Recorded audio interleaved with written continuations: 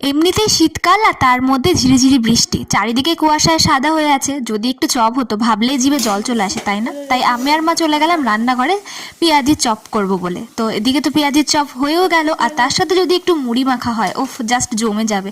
ভাবো তো, ভাবলেই যেন কত মজা লাগে। আর আর এত ঠান্ডার মধ্যে যদি বৃষ্টি আর তার সাথে এরকম কুয়াশায় সাদা হয়ে থাকে, আমার তো একটা মনে হচ্ছিল যে আমি দার্জিলিংয়ে হয়তো ঘুরতে এসেছি, তো সেখানে এসে পেঁয়াজি ভাজছি আর সেখানে পেঁয়াজিগুলো খাবো। তো সেটাই মনে হচ্ছে। দার্জিলিং কখনো আমি যাইনি, তবু দেখে, ছবিতে দেখে মনে হয় যেন ঠিক এরকমটাই হয়তো লাগে তখন।